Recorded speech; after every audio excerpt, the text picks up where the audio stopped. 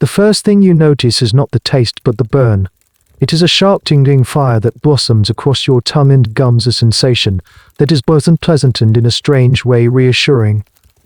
You hold the liquid in your mouth, swishing it deliberately from cheek to cheek. It is stale, ammoniacal, and carries the faint ghost-like memory of the wine and spiced food from last night's dinner. The amphorae from which you poured this morning's rinse was unsealed just after dawn. Its contents, a dull amber fluid, were imported at great expense. The merchant swore it was of the highest quality sorts from the provinces of Hispania, where the diet, he claimed, produced a more potent vintage.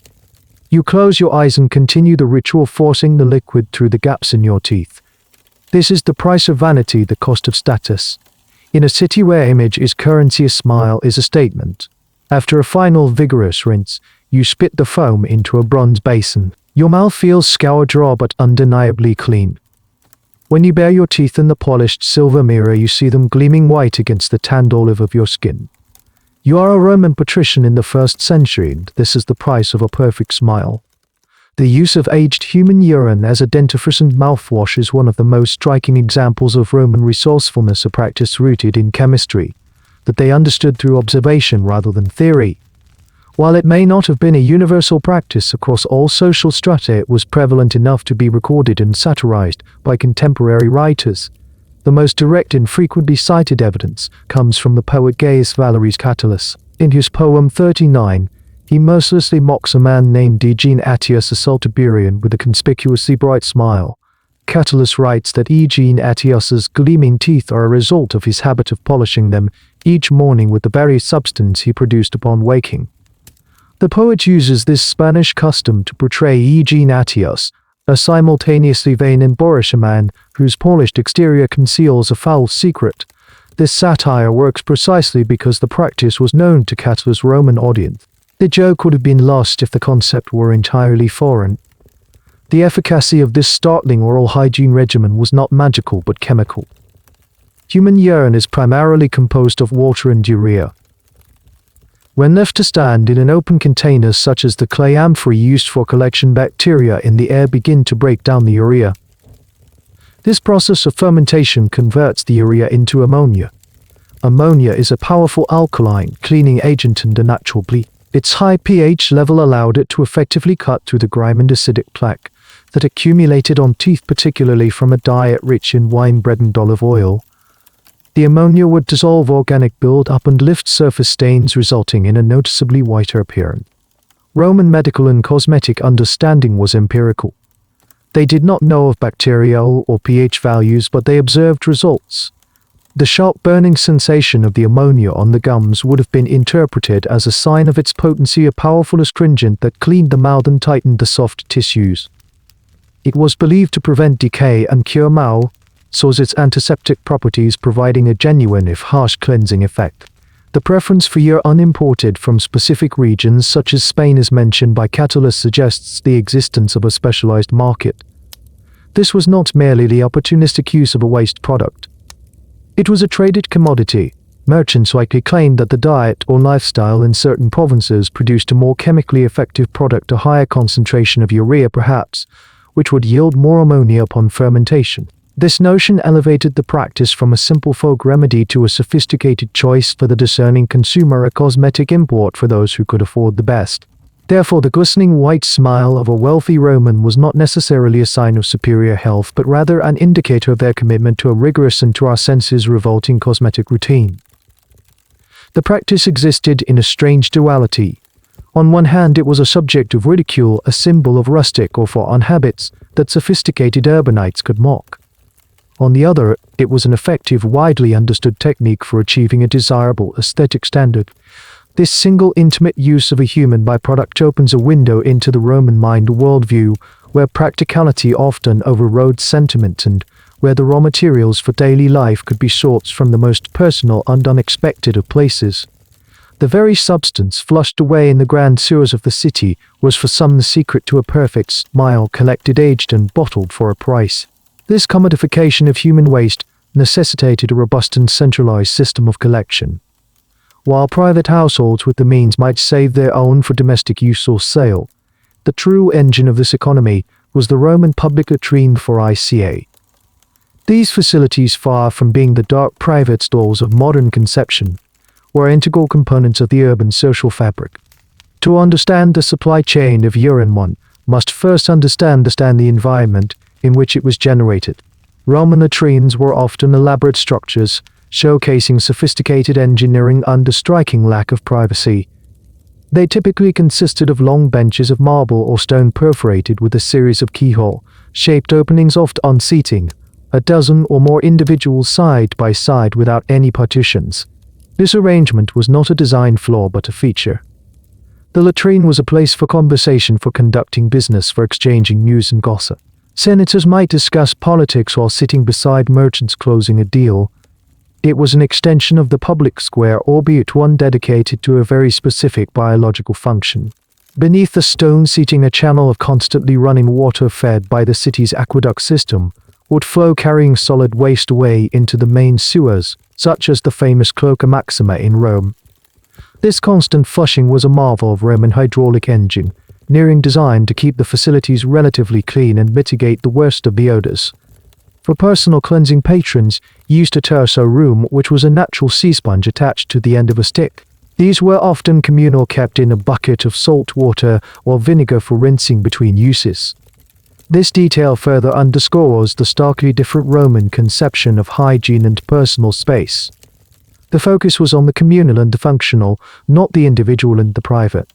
It is within this social and architectural context that the latrine's second, more industrial purpose becomes clear. It was not merely a waste disposal site. It was a primary resource extraction center. The contractors who managed these public facilities, the conductors for IRM, often did so under a lease from the state. Their business model was twofold. They might charge a small fee for entry, but their more significant revenue stream came from the systematic collection of the liquid waste. The urine rich in the urea that would become ammonia was too valuable to be simply washed away with the solid matter into the sewers. Ingenious plumbing would have allowed for its diversion into separate collection tanks or large terracotta amphorae located either within the latrine complex or nearby. These collection points were the first link in a vital industrial chain. From the grand latrines of the public baths to smaller neighborhood facilities, a steady, predictable torrent of the raw material was generated daily. The population of a city like Rome, estimated at around 1 million at its peak, produced an immense volume of urine. This constant, reliable supply made it a far more practical resource than animal urine, which would have been more diffuse and difficult to collect in such quantities. The public latrine therefore functioned as a municipal utility, transforming the collective biological output of the citizenry into a tangible economic asset. The collectors, known as fullones or their agents, would then purchase this raw urine from the latrine contractors. The liquid would be decanted into large transportable amphorae, sealed and carted through the city streets to the various workshops that required it. This trade was open and unapologetic. The sight of carts laden with jars of urine would have been a common, if pungent, feature of Roman urban life. It was simply another raw material like clay for the potters or wool for the weavers, being moved from its source to the point of processing. The system highlights a core tenet of Roman pragmatism. Waste was merely a resource that had not yet been put to its proper use. The very institution designed to promote public sanitation by removing excrement from the streets was simultaneously the fountainhead of a major city industry. The social hub and the chemical plant were in effect one and the same, a physical manifestation of a society that saw opportunity and value where modern sensibilities might see only refuse. The transformation of this foul liquid into a powerful cleaning agent was not magic, but a simple, observable process of natural chemistry. The economic value and industrial application of the liquid collected in Roman latrines rested entirely upon a simple, predictable and powerful chemical transformation. The Romans, of course, did not understand the molecular science at play. They had no concept of urea enzymes or pH levels. Their knowledge was purely empirical, honed over centuries of trial and error. They knew that fresh urine was largely ineffective for their purposes, but when allowed to stand undaged in open vats, it transmuted into a potent and valuable substance. This process of aging, or fermentation as they would have understood it, was the key. They were in effect master organic chemists who operated entirely by sight, touch and, most importantly, smell. The unseen engine driving this industry was ammonia. Freshly produced human urine is a relatively sterile solution composed of approximately 95% water. The remaining 5% contains a high concentration of urea, a compound with the chemical formula CONH. It is the metabolic byproduct of protein digestion, essentially the means by which the body expels excess nitrogen. Also present are dissolved salts and other organic compounds. In this fresh state, its cleaning properties are negligible. However, once exposed to the environment, a natural process begins. Airborne bacteria, ubiquitous in any non-sterile setting, colonize the liquid. These microorganisms produce an enzyme called urece. Urece acts as a catalyst, dramatically accelerating the hydrolysis of urea. In this reaction, a molecule of urea combines with water and breaks down into its constituent parts. 2 molecules of ammonia NH and 1 molecule of carbon dioxide CO. The carbon dioxide largely dissipates into the air, but the ammonia, a volatile and highly alkaline gas, dissolves into the remaining water, creating an aqueous solution of ammonium hydroxide. The longer the urine was left to ferment, the more complete the conversion of urea to ammonia became, and the more concentrated and potent the resulting liquid would be. The Romans managed this process on an industrial scale. In workshops across the city, large terracotta vats known as dulia would be filled with the raw urine collected from the latrines. Left open to the air, the process of ammonification would begin immediately. The primary method of quality control was olfactory. As the ammonia concentration increased, the liquid would develop an increasingly sharp, pungent, and unmistakable odor. A skilled worker could judge the readiness of a batch simply by its smell. A weak batch might be left to age longer or be fortified with a more older vintage. This aged ammonia-ted urine was referred to in Latin as lot ium. The chemical properties of the ammonia in lot ium made it exceptionally effective for several key Roman industries. Firstly, it was a superlative surfactant and degraser. Wool, the primary textile of the Roman world, is naturally rich in lanolin, a greasy, waxy substance that makes the rough fleece waterproof and dirty. Before wool could be spun, dyed, and woven, this lanolin had to be thoroughly removed. Immersing the wool in a vat of lot ium and agitating it allowed the alkaline ammonia to supply the grease, breaking it down and allowing it to be washed away. Similarly, when cleaning finished garments, like the iconic toga, the ammonia would effectively dissolve the human's wet body oils and accumulated grime that could not be removed with water alone. Secondly, ammonia is a mild bleaching agent. While not as powerful as modern chlorine-based bleaches, it was highly effective at whitening wool and linen. For a society that placed great symbolic and social value on the pristine, brilliant white toga of the citizen and senator, this was a critical function. The lot ium would not only clean the garment but also brightness that signified purity and status. Finally, the caustic nature of ammonia served as a powerful disinfectant. In processes like tanning, it helped to loosen hair and flesh from animal hides, and its high pH created an environment hostile to the bacteria that caused putrefaction. This multifaceted utility, degrading, bleaching, and disinfecting, made aged urine an indispensable chemical tool, the invisible workhorse behind some of Rome's most essential trades. It was the product of controlled decay, a substance whose very foulness was the key to its purifying power. The Romans had harnessed a fundamental process of decomposition and turned it into an engine of civilization. With the chemical principles of ammonification established, the narrative focus shifts from the substance itself to the artisans who mastered its application. These were the professional launderers and cloth finishers of the Roman world, known as the fullones. They were an indispensable component of the urban economy, organized into powerful and regulated guilds or collegiae. Their craft, practiced in workshops called fullones, was not merely about washing clothes. It was about the chemical and mechanical processing of textiles, both new and old. The entire industry, which was responsible for the brilliant whiteness of the senatorial toga and the softness of a lady's tunic, was built upon the foundation of stale fermented urine. The fullones were the masters of this foul yet essential craft. The layout of a typical fullones, preserved with remarkable clarity in the ashes of Pompeii, provides a detailed blueprint of their industrial process. These workshops were complex facilities combining areas for receiving goods, large-scale chemical treatment, rinsing, drying, and finishing. Upon receiving a dirty garment, perhaps a toga stained with wine and sweat from a banquet or a bolt of newly woven greasy wool, the process would begin. The first step was immersion. The textiles were placed into large built-in terracotta vats, the doulia, which were filled with a mixture of urine and water. The ratio would be determined by the artisan's experience depending on the type of fabric and the degree of soiling. Here the cloth would soak, allowing the ammonia to begin its work, breaking down the lanolin in new wool or dissolving the organic grime on a worn garment. Following this initial chemical steep, the most labor-intensive part of the process began. The sodden cloth was moved to a series of smaller interconnected stone-lined basins. These were the treating vats or saltus fullones. Each basin was a small foot-level enclosure, often with rounded corners. Here workers, typically slaves or low-paid laborers, would stand knee-deep in the fabric and the ammoniated liquid. For hours they would methodically stomp and tread upon the cloth with their bare feet. This was the mechanical agitation phase, the Roman equivalent of a modern washing machine cycle. The rhythmic pounding served multiple purposes. It forced the cleaning solution through the fibers of the cloth, physically dislodged dirt particles, and kneaded the fabric to soften its texture. The image of men and women stomping rhythmically in vats of urine is perhaps the most visceral and defining tableau of the fuller's trade.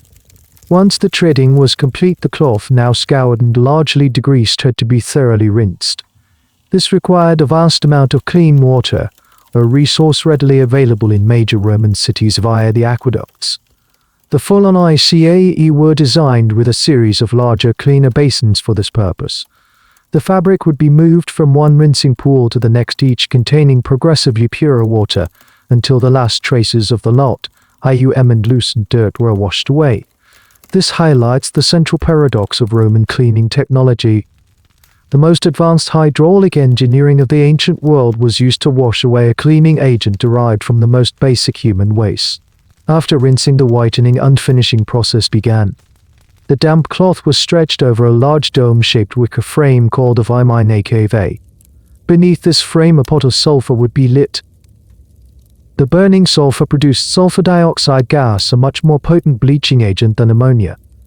As the fumes rose through the damp fibers of the wool, they would react with the fabric, bleaching it to a brilliant chalky white. This process, known as sulfuring, was the final chemical step to achieving the iconic Roman white. The cloth was then left to dry in open-air courtyards. Finally, it would be brushed with thistle heads or even the dried skins of hedgehogs to raise the nap, beaten with sticks to soften it further, and sometimes placed in large, heavy screw presses to give it a sharp, smooth finish. The fullones occupied a complex position in Roman society. They were essential service providers, crucial for maintaining the public appearance of the elite and for preparing one of Rome's key commodities, wool, for the market. Yet their profession was universally regarded as dirty and malodorous. The constant stench of ammonia and sulfur that clung to their workshops and their persons placed them in a low social stratum despite their economic importance. They were the engines of Roman cleanliness, transforming the city's effluent into its most vic order and purity, all through a sophisticated if unsettling application of chemistry and manual labor. The industrial demand for fermented urine, driven primarily by the sprawling network of fullones, was immense and unceasing. The output of the city's grand public latrines, while significant, was insufficient to quench this thirst. To meet the demand, the Romans developed a multi-layered and remarkably efficient collection infrastructure that permeated every level of the city, from the grandest public square to the most humble tenement. This system transformed the entire urban environment into a resource-generating ecosystem, turning a simple biological necessity into the first link in a vital supply chain. The collection of this liquid gold was a ubiquitous, visible, and highly organized aspect of daily Roman life. The most conspicuous element of this system was the strategic placement of large terracotta jars, either doulia or amphorae, in public spaces. These collection vats were a common sight at street corners and alleyways, and particularly outside the towering apartment blocks known as unseals, where the majority of Rome's population lived. Their function was straightforward. They were public urinals. Passers-by, residents, and workers could relieve themselves directly into these jars at their convenience. This served a dual purpose. It provided a rudimentary form of public sanitation, discouraging people from simply urinating against building walls, and it created a decentralized network of collection points for the urine trade. These street corner vats were not hidden or disguised. They were an accepted and integrated part of the urban furniture. The daily routine of a collector would involve a regular route moving from vat to vat with a cart laden with empty amphorae. He would decant the contents of the public jars into his own transport containers, likely paying a small fee to the property owner or local official for the privilege of the concession. This street-level collection turned every citizen into an unwitting contributor to the city's textile industry. The collective output of a busy intersection captured and commodified was a tangible asset. This practice also highlights the profound difference in Roman attitudes toward bodily functions in public space. The act was functional, the collection was commercial, and any associated notions of privacy or shame were secondary to the demands of practicality. On a smaller, more domestic scale, collection occurred within the insul themselves. These multi-story apartment buildings rarely had private sanitation facilities. Residents would typically use a simple chamber pot or unum. The contents would then have to be disposed of. While some residents notoriously and illegally emptied their pots from upper-story windows onto the street below, a recurring complaint in Roman literature and legal texts, a more civic-minded and potentially profitable option was available. They could carry their households collected urine down to the large storeroom at the base of their building. In some cases, collectors may have paid residents a pittance for their contribution, creating a microeconomy within the domestic sphere. This system incentivized proper disposal and integrated even the poorest families into the industrial web of the city.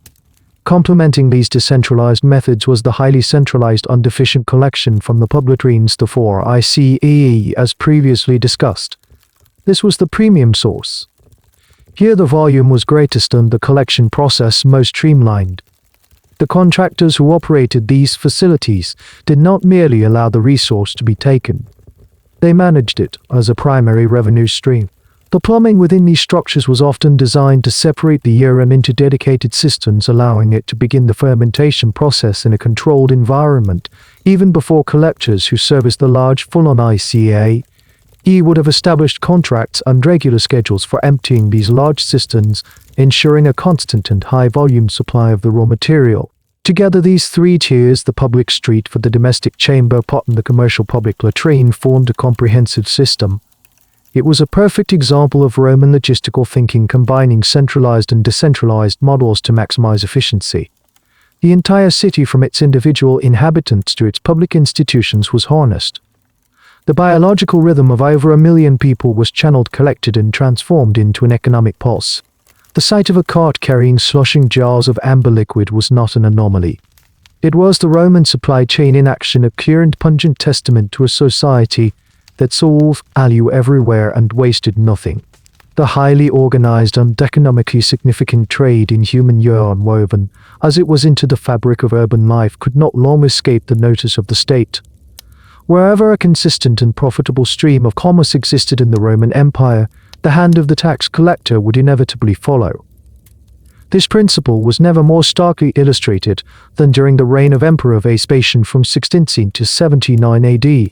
Ascending to power after the ruinous extravagance of Nero and the subsequent chaos of the year of the 4 emperors, Vespasian inherited a treasury that was not merely empty but in a state of catastrophic deficit. The historian Suetonius records that upon taking the throne, Vespasian declared the need for 40 billion sesterces to restore the health of the state. His reign was thus defined by a relentless and ingenious campaign of fiscal recovery, exploring every conceivable avenue for revenue. It was in this desperate climate that the city's foulest commodity became a target for imperial taxation. Vespasian, a man of Sabine origin known for his pragmatism and lack of patrician pretension, reintroduced and created a series of taxes on a vast array of goods and services. His policies were comprehensive and often unpopular, but they were ruthlessly effective. Among these measures was the urine tax levied on the urine trade. It is crucial to clarify that this was not a fee imposed on individuals for using public latrines. Rather, it was a commercial tax most likely levied on the purchasers of the raw material. The fullones, tanners, and other tradesmen who relied on a steady supply of lot were now required to pay the state for the privilege of acquiring their key chemical agent from the contractors of the public latrines. This measure effectively inserted the imperial treasury as a silent partner into every transaction involving the city's liquid waste. This particular tax, however, drew criticism not for its perceived sordidness. It was seen as beneath the dignity of the Roman emperor to draw profit from such a foul source. The most famous critic was Vespasian's own son and heir Titus. According to the account of Suetonius in his Life of Vespasian, Titus remonstrated with his father, expressing his disgust that the emperor would stoop to taxing the contents of the city's urinals. Vespasian's response to this charge of impropriety has become one of the most enduring anecdotes of Roman history. The emperor, without arguing, simply held up a gold coin that had been produced from the first payment of the new tax. He held it to his son's nose and asked him if he was offended by its smell. When Titus admitted that it was not, Vespasian delivered his famous retort, "Ad qui ex lotia west," which translates to "and yet it comes from urine." This exchange was immortalized in the Latin proverb "Dici uniane ono, let money does not stink." This phrase perfectly encapsulates Vespasian's governing philosophy and the very essence of Roman statecraft. For the emperor, the moral or aesthetic origin of a coin was utterly irrelevant. Its value was not intrinsic to its source, but to its function. A gold coin derived from the urine tax was identical in weight, purity, and purchasing power to one derived from a tax on Spanish silver mines or Egyptian grain. It could pay a legionary's salary, fund the construction of a new aqueduct, or contribute to the building of the Flavian amphitheater, the Colosseum, which Vespasian himself initiated. The smell or lack thereof was a powerful metaphor. Once converted into state revenue, the unsavory origins of the money were washed away, leaving only its utility. The implementation of the urine tax, therefore, was more than just a minor official measure. It was a public declaration of a profoundly pragmatic ideology. It affirmed the state's absolute right to monetize any and all economic activity within its domain, regardless of social sensibilities. Furthermore, it officially recognized and legitimized the urine trade. By taxing it, the state incorporated the seemingly base industry into the formal regulated economy of the empire. The collectors and processors of urine were no longer just participants in a strange and pungent craft. They were taxpayers, their commerce officially sanctioned and recorded in the ledgers of the imperial bureaucracy.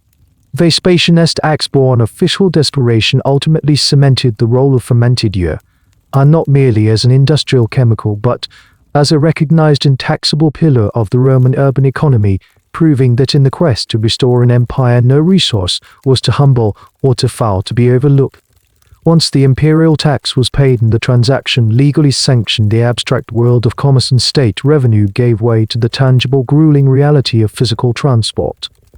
The collected urine, now recognized commodity, did not magically appear in the vats of the fullones and tanneries. It had to be moved in vast quantities through the dense and chaotic arteries of the Roman city. This process constituted a specialized and highly necessary branch of the logistics industry, a supply chain of excrement that was as vital to the city's textile trade as the aqueducts were to its water supply. It was a profession defined by heavy lifting, social stigma, and an ever-present acrid stench. The workhorses of the supply chain were the carts, the beasts of burden, and the men who drove them. The vehicles were likely simple to wield, affairs sturdy in construction to handle the uneven cobblestones of Roman streets and the immense weight of their cargo. They were pulled by mules or donkeys, animals prized for their strength and resilience in urban environments. The cargo itself was contained within large, robust terracotta amphorae. These were not the elegant, slender jars used for fine wine or olive oil, which often bore painted labels detailing their provenance and vintage. The amphorae of the urine trade were utilitarian, thick-walled, and built for durability over aesthetics. They may have been marked with a simple daub of paint or a specific symbol to distinguish their foul contents from other goods and prevent accidental misuse, a critical measure in a world where amphorae were frequently recycled for countless purposes. Sealing these containers presented a constant challenge. A simple wooden or ceramic stopper, perhaps wrapped in cloth and sealed with pitch or clay, would have been used to minimize spillage and contain the odor. However, a perfect airtight seal was difficult to achieve and maintain on a jolting cart. Leakage was inevitable. A slow drip from a faulty stopper or a fine spray from a crack in the terracotta would leave it telltale on the city streets. The carts themselves would have become permanently saturated with their cargo, emitting a powerful ammoniacal odor that announced their approach long before they came into view. The drivers' men who occupied one of the lowest rungs of the laboring class were similarly marked. The smell would have clung to their clothes, their skin and their hair, creating an olfactory signature that set them apart from the general populace and defined their social identity. The daily routes of these carters traced a map of the city's industrial metabolism. They began at the points of collection, the ground for ICA, near the baths and forums or the consolidated depots where the contents of street corner vats were aggregated. From there they would navigate the bustling narrow streets as slow-moving and unwelcome presence among the throngs of pedestrians, litter bearers and merchants selling foodstuffs. Roman law, specifically the Lex Iulia Municipalis, often restricted wheeled traffic in the city centre during daylight hours to reduce congestion. This meant that the transport of goods, including unlikely took place in the early morning hours or late at night. One can imagine the sound of these carts rumbling over the stones in the pre-dawn quiet, a pungent and routine part of the city's waking moments. The destination for this cargo was typically the districts where the fullones and amphorae work lusted. For reasons of both practicality and public sentiment, these malodorous industries were often located in specific zones of the city, perhaps downwind from the main residential and civic centers or near a reliable source of running water for rinsing. The journey from a central latrine in the Forum Romanum to a workshop in the Trans-Tiberium district, for example, would have been a carefully navigated trek. Upon arrival at the fullones, the heavy amphorae would be unloaded. This was arduous work requiring immense physical strength to hoist the jars and pour their contents into the large sunken dulia used for steeping cloth. The transaction would be completed, the empty amphorae reloaded onto the cart, and begin the cycle anew. This relentless circular flow of liquid waste was a constant background hum of the Roman economy. It was a low-visibility operation, yet it was absolutely essential. Without this reliable supply chain, the looms would fall silent and the togas would lose their brilliant whiteness. The system demonstrates the Romans' genius for practical organization, creating a logistical framework to manage and exploit a resource that other cultures might have simply discarded. The supply chain of excrement was the unglamorous but indispensable circulatory system that connected the city's biological output to its industrial heart, transforming the ephemeral act of urination into the durable, tangible fabric of the Roman Empire. Upon arrival at its destination, the fermented urine, or lot was immediately integrated into the industrial process. The fullones was not merely a laundry. It was a textile processing plant, and the procedural use of its primary chemical agent was systematic and refined through generations of practice. A detailed workshop reveals a sophisticated understanding of chemical application, mechanical application, and quality control. The entire operation was a sequence of carefully managed steps designed to transform raw greasy wool or soiled garments into clean, soft, and brilliantly white textiles. The heart of the fullones was the steeping and scouring area, dominated by the large built-in vats. Once the lot was decanted from the transport amphorae into these dulia, the process began. The first step was immerse the textiles into the vat, ensuring they were thoroughly saturated with the ammoniated liquid. The ratio of lot to water was a critical variable, a piece of trade knowledge likely passed down from master to apprentice. A heavily soiled toga thick with the grease and grime of use would require a more concentrated solution than a bolt of relatively clean new linen. The textiles would be left to soak for a period, allowing the ammonia to chemically react with the fats and oils embedded in the fibers. This was a process of saponification, in which the alkaline ammonia broke down the acidic lipids, effectively turning the grease into a form of crude water-soluble soap that could be easily rinsed away. Following the chemical soak, the textiles were moved to the saltus fullones, the treading basins. This was the most physically demanding stage. Here the cloth was subjected to intense mechanical action. The stomping of the workers' feet performed several functions simultaneously. It forced the lot solution deep into the weave of the fabric, ensuring that every fiber came into contact with the cleaning agent. The physical friction created by the feet pounding and rubbing the cloth against the stone basin served to dislodge stubborn particles of dirt and organic matter. This combination of chemical attack and mechanical force was remarkably effective, a low but high labor method of achieving a deep clean. The floor of these treading vats was often textured with small protrusions or presbycot, a herringbone brickwork, to increase the abrasive action and enhance the scouring effect. After the treading, which could last for a considerable time depending on the material, the cloth was heavy with the foul mixture of urine, undissolved grease and dirt.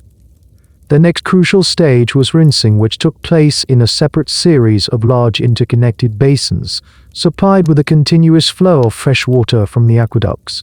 This part of the fullones was a testament to Roman hydraulic engineering. The cloth would be moved systematically from one basin to another, each containing cleaner water than the last.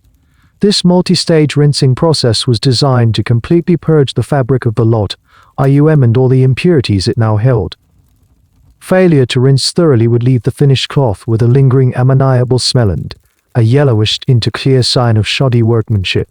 The final rinse basin would contain the purest water, ensuring the textile was left as neutral and clean as possible before the final finishing stages. Once rinsed and partially wrung out, the damp cloth was ready for bleaching. As detailed previously, this involved stretching it over a wicker frame, the cave, and exposing it to sulfur dioxide fumes. The ammonia in the initial scouring phase already had a mild whitening effect, but the sulfuring process was what produced the desired chalk white finish, especially for prized woolen togas. After bleaching, the cloth was hung to dry in a courtyard or rooftop. The final steps were purely mechanical. The nap of the fabric would be raised using brushes made from porcupine quills, thistles, carudi, or other spiky plants. This gave the wool a softer, fuller texture. Finally, for a crisp, smooth finish, the textile might be placed into a large, heavy screw press. These presses, operated by two men turning large levers, could exert immense pressure, smoothing out any remaining wrinkles and imparting a desirable sheen to the fabric. From its initial immersion in fermented urine to its final pressing, every step in the fullones was part of a logical, undefective industrial sequence. It was a production line that relied on a combination of basic chemistry, brutal manual labor, and sophisticated engineering. The fullones were not simply washing clothes. They were systematically deconstructing and reconstructing the texture and appearance of textiles, using the city's most abundant waste product as their primary tool. The end result, a soft, bright white toga, was a symbol of Roman civilization, a product whose pristine appearance deliberately concealed the foul and laborious process of its creation. The utility of ammonia-tied urine, however, was not confined to the world of textiles. Parallel to the sprawling operations of the fullones, another essential and argued industry relied on the same ubiquitous resource: the tanneries. Leather was a material of strategic importance to the Roman Empire. It was the raw material for the soldiers' sandals, collegae, the centurion's belt, beoltos, the straps of armor, shields, tents, harnesses, and countless other items of military and civilian life. The production of durable, pliable leather from a raw animal hide is a complex process of arresting natural decay, and in the Roman technological arsenal, fermented urine was the indispensable first chemical agent in this transformation. A raw animal hide freshly flayed from a cow, goat, or sheep is an unstable biological substance. It is composed of a matrix of collagen fibers, which will eventually become leather, but it is also laden with unwanted components. The outer layer of hair and epidermis, and the inner layer of subcutaneous fat, flesh, and blood vessels.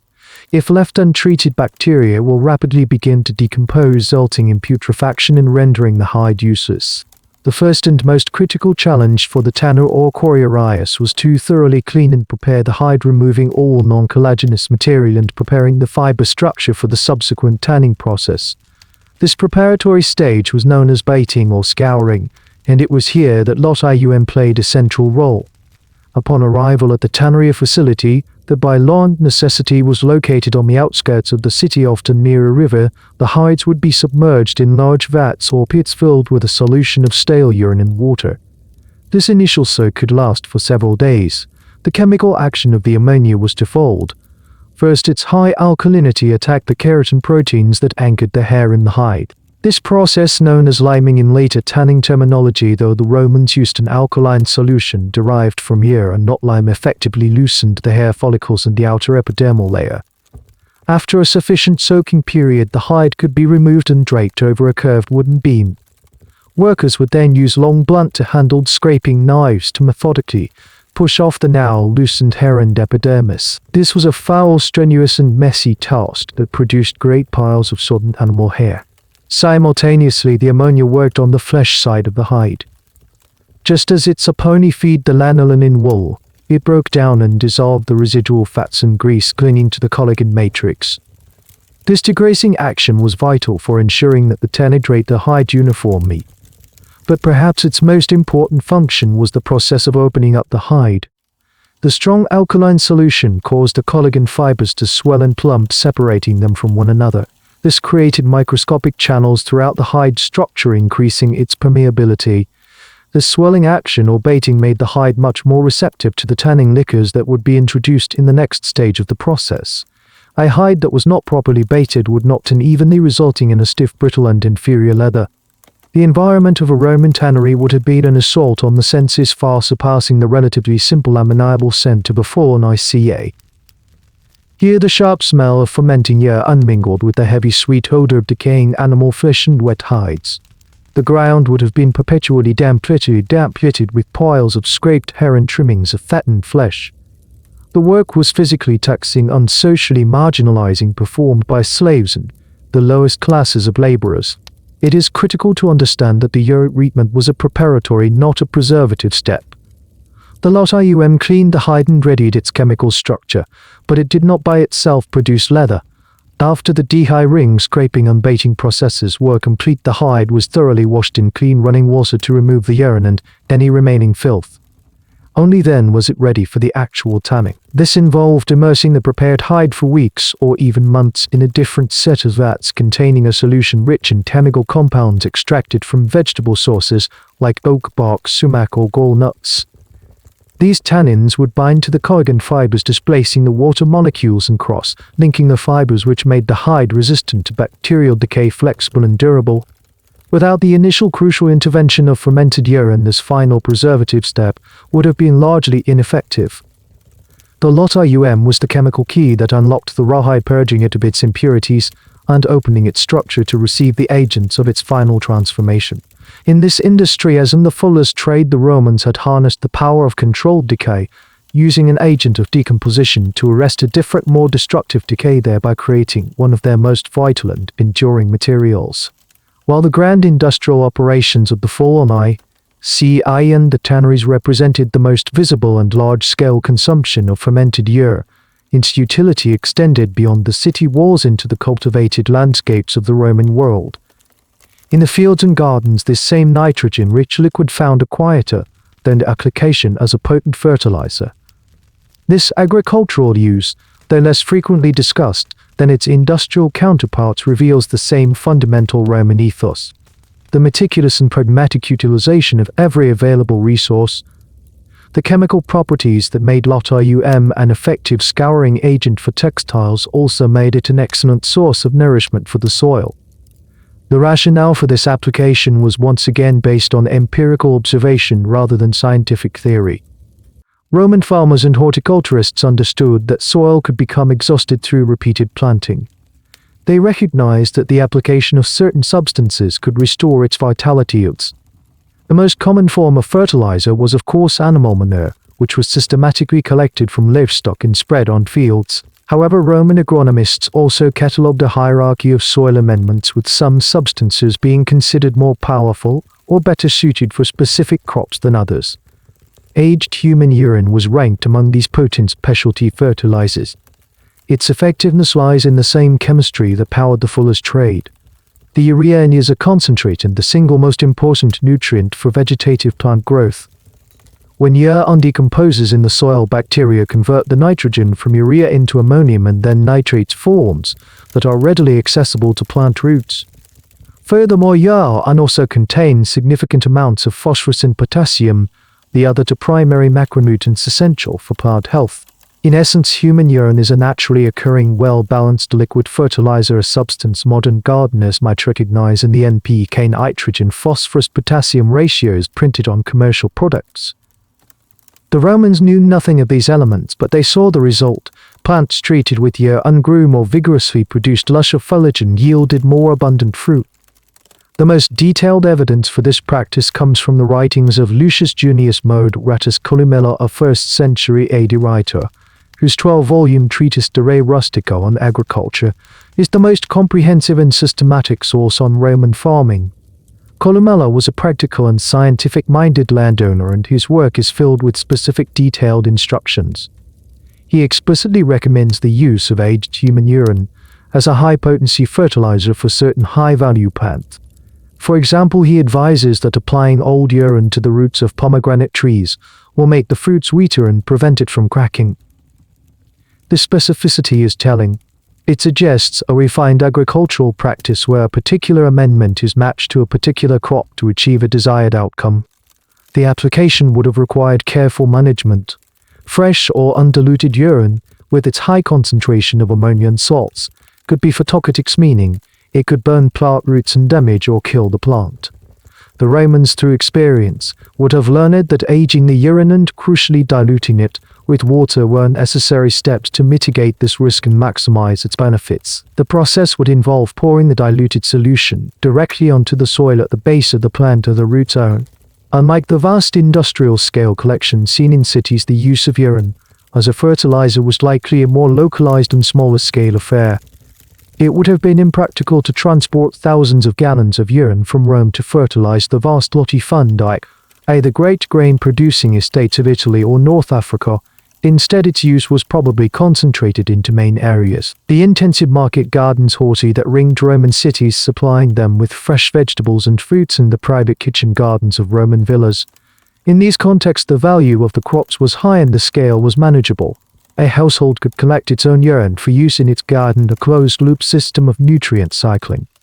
This practice transformed domestic waste directly into sustenance, a perfect model of sustainable agriculture on a micro level. It was another facet of the Roman ability to see the cyclical nature of resources, where the output of the consumer became the input for the producer. This quiet agricultural use of urine, though lacking the dramatic mallet or a spectacle of the urban trades, is perhaps an even more profound example of their deeply ingrained practicality. The journey of fermented urine from a resource for the soil to a remedy for the body was in the Roman mind a short and logical one. If this potent liquid could restore vitality to a failing pomegranate tree, it followed that its properties might be harnessed to treat the frailties of human flesh. The line between a chemical agent, an agricultural supplement, and a medicinal tincture was remarkably porous, defined not by scientific theory but by observed effect. Thus, the same substance that whitened togas and softened leather found its way into the Roman pharmacopoeia, a practice now known as urotherapy.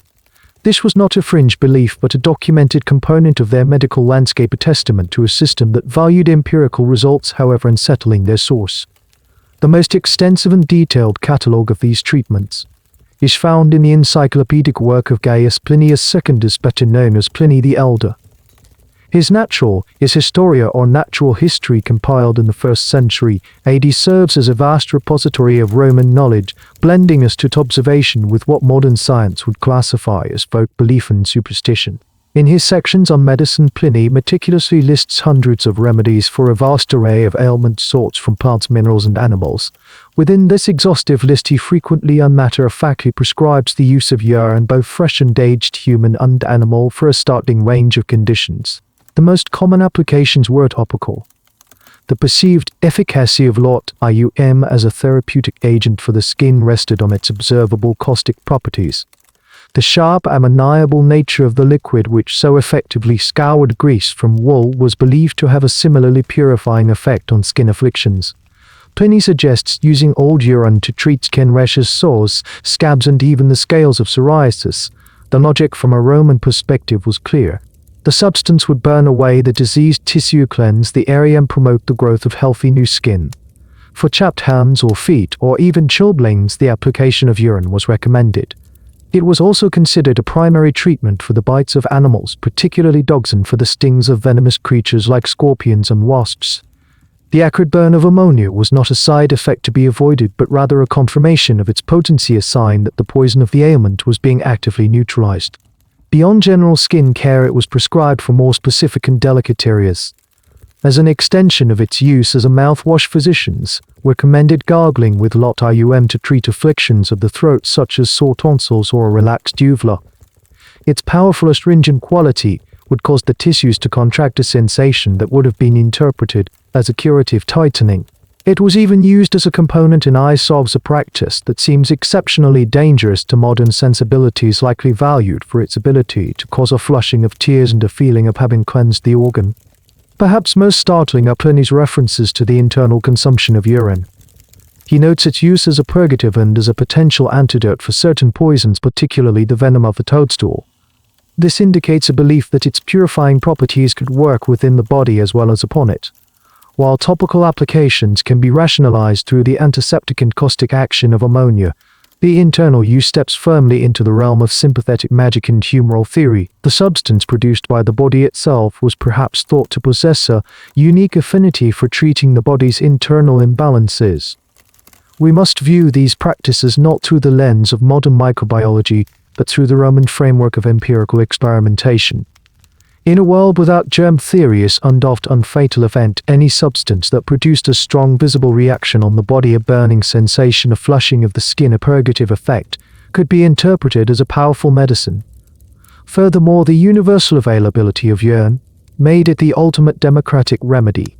A wealthy Roman might consult a Greek-trained physician and purchase expensive imported herbs, but a poor farmer or a slave could access a potentially potent medicine for free at any time. This accessibility ensured its persistence in the folk traditions that Pliny so diligently recorded. The Roman approach to medicine, much like their approach to industry and agriculture, was driven by a relentless pragmatism and unwavering effort to find a use for everything, transforming even the body's most common excretion into a potential cure. The conceptual leap from therapeutic remedy to cosmetic enhancement was a short one in the Roman psyche. If the body was a vessel to be maintained and repaired, it was also a canvas to be adorned and perfected.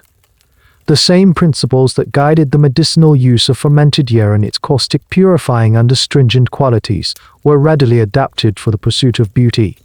This transition from medicine to vanity reveals a culture willing to endure significant discomfort and employ unsettling materials to achieve a desired aesthetic. The Roman regimen of personal grooming therefore represents another significant, if more intimate, market for the versatile applications of urine. The most prominent of these cosmetic uses was in hair care. While the dark, lustrous hair typical of Mediterranean peoples was the natural standard, Roman cultural aesthetics, particularly during the early empire, became fascinated with lighter hair shades. Contact with Germanic and Gallic peoples, often through military campaigns and the subsequent influx of slaves, introduced blonde and red hair into the Roman visual vocabulary. These exotic colors became fashionable, especially among elite women, as a sign of worldliness and a means of standing out in a society that prized novelty.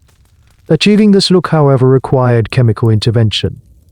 Roman women employed various methods, including caustic soaps, made from goat fat, and beech ashes imported from Gaul, but aged urine was a readily available and effective domestic alternative.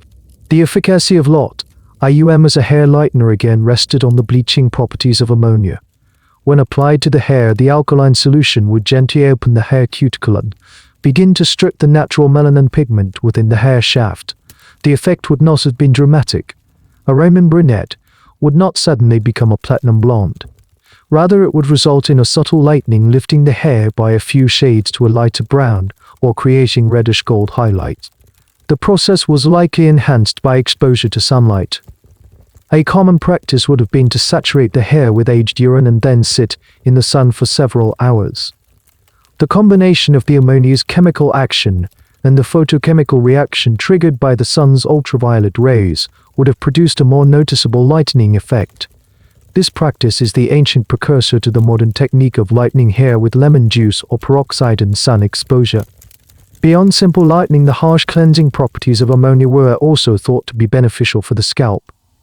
As an extension of its use in treating skin ailments, it was likely used as a powerful shampoo to combat oiliness, flaking, and what might be modernly diagnosed as dandruff or seborrheic dermatitis.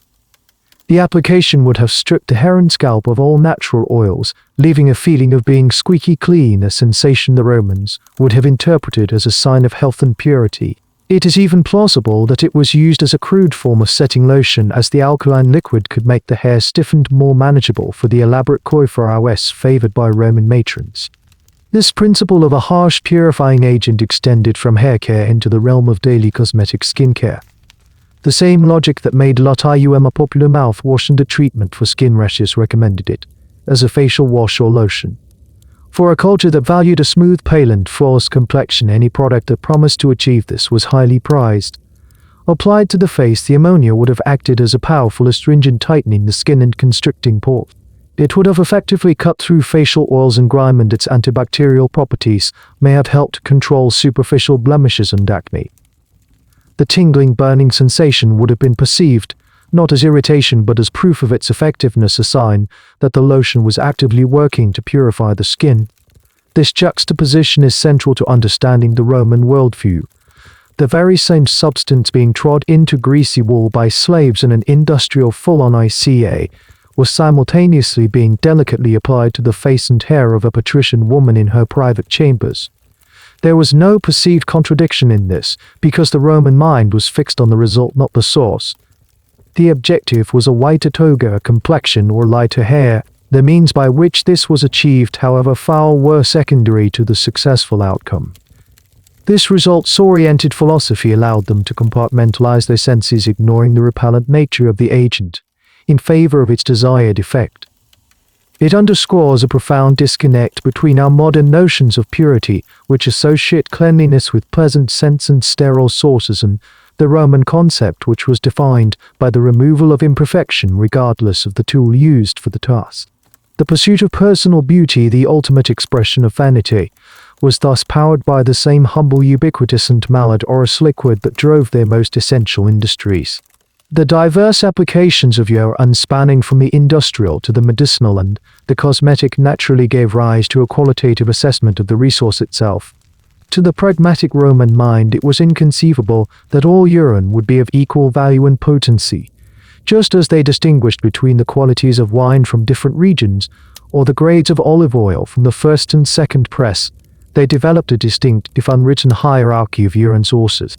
This classification was not based on modern chemical analysis, but on a combination of empirical observation, perceived efficacy, and a set of beliefs that blended medicine with a form of sympathetic magic.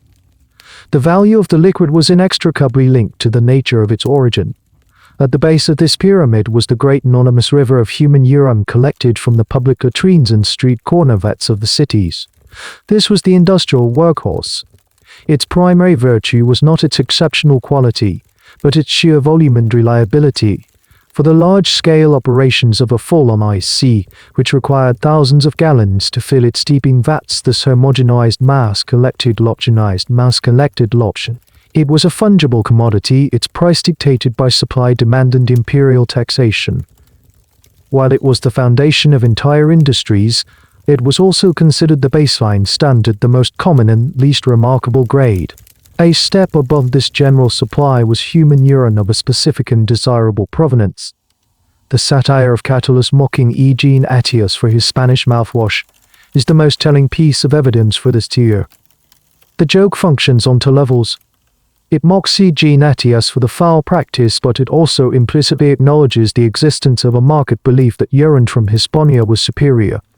This introduces the concept of vintage to the urine trade. Roman merchants and consumers likely believed that factors such as diet, climate, and lifestyle influenced the chemical composition and therefore the potency of the final product. A diet rich in certain vegetables or a particular type of wine might, they reason, produce a more effective mouthwash or a more powerful bleaching agent. This belief created a niche market for imported urine sold at a premium in smaller amphorae to discerning customers who sought it for personal, cosmetic, or medicinal use rather than for industrial scouring. The urine of a healthy soldier on a simple grain diet might have been considered different from that of a city dweller indulging in rich spiced food.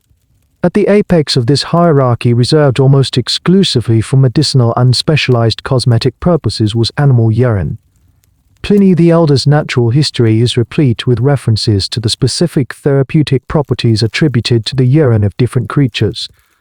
This was the realm of the specialist physician and the folk here, where the source of the urine was paramount. Its value was derived not from volume, but from the perceived essence or virtus of the animal itself.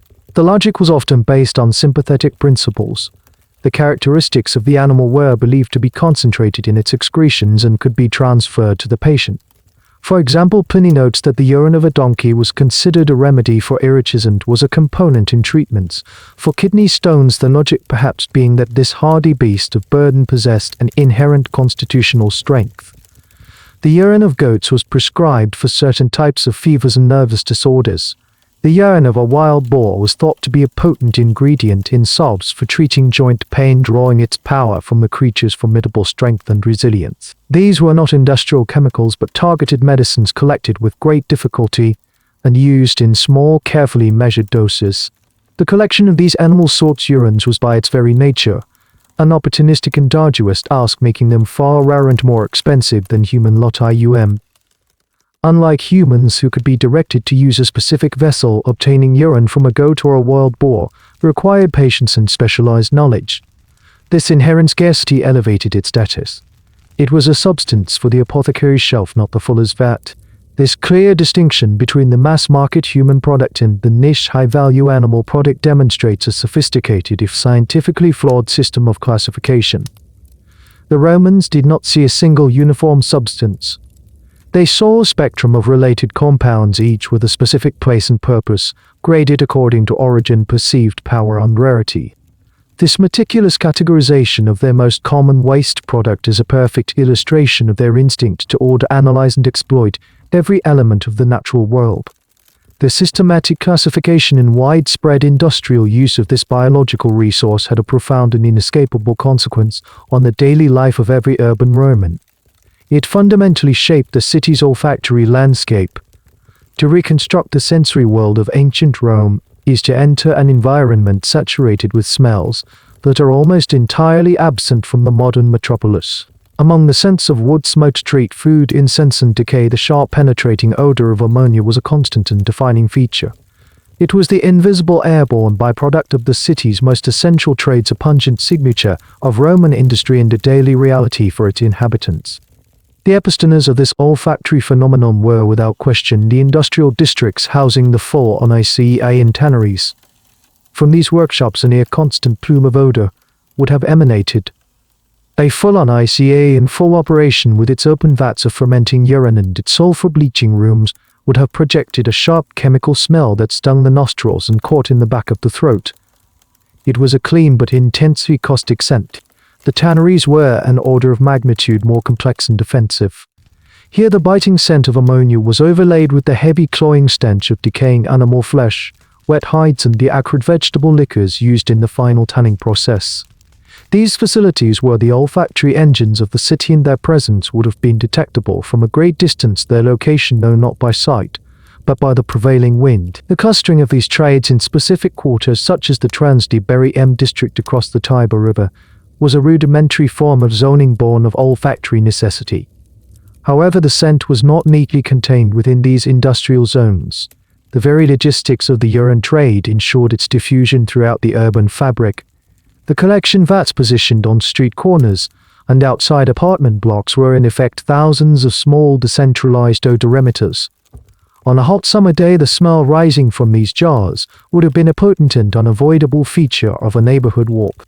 The carts that transported the amphorae, inevitably leaking unpermanently saturated, acted as mobile sources of the smell, tracing pungent paths through the city's arteries as they moved from collection points to workshops. The presence of ammonia was therefore not a static background odor, but a dynamic one, shifting with the daily rhythms of collection and transport. This powerful ammoniacal note must be understood within the broader context of the Roman scentscape, which was far richer and more intense than our own. The air would have been thick with the smoke from countless domestic hearths and workshop forges burning wood and charcoal. The aromas of baking bread, grilling meats, and simmering sauces would have wafted from the street-side food stalls or thermopoliae. From the temples, the sweet, heavy scent of burning incense would have drifted, a deliberate attempt to perfume the sacred errand, please the gods. Juxtaposed with these were the smells of life and decay, the sweat of unwashed bodies in a crowd, the perfume of the wealthy carried in a litter, the pervasive odor of animal dung from beasts of burden, and the stench of decomposing garbage and food waste piled in alleys awaiting collection. Into this complex symphony of smells, the sharp scent of ammonia introduced a powerful industrial and distinctly chemical tone. For the inhabitants of Rome, this olfactory environment was not an aberration. It was the norm. The psychological principle of sensory habituation suggests that for most residents, these constant background smells would have faded from conscious perception. Just as a modern city, dweller ceases to notice the constant drone of traffic, a Roman would have become accustomed to the ever-present sense of their world. The smell of ammonia would have been simply the smell of industry, the scent of productivity. It signified that togas were being whitened, that leather was being prepared for the legions, that the economic life of the city was functioning as it should. The absence of that smell might have been more alarming than its presence. A patrician traveling through a working-class district might trinkle his nose in distaste, but the odor was an accepted if unpleasant part of the price of civilization. The olfactory landscape, therefore, was a direct reflection of Roman pragmatism, a tolerance for the foul byproducts of a process in exchange for the valuable end product. It was a world where the smell of progress was quite literally the smell of ammonia. This pervasive olfactory backdrop, while a shared reality for all of Rome's inhabitants, was not experienced equally across the social spectrum. The sharp scent of ammonia emanating from the city's workshops and collection vats was a clear delineator of social class, a constant and pungent reminder of the rigid hierarchy that structured every aspect of Roman life. The urine trade in its totality was not merely an economic activity. It was a microcosm of the Roman social order, a functional system that connected the highest echelons of society with the lowest in a symbiotic, yet profoundly unequal relationship. One's proximity to and interaction with this industry was a direct indicator of one's place in the world. At the absolute base of this social pyramid were the individuals whose physical labor was the engine of the trade. These were the urine collectors, the cart drivers, and the workers, often slaves or impoverished freedmen, who trod the cloth in the treading vats of the fullones.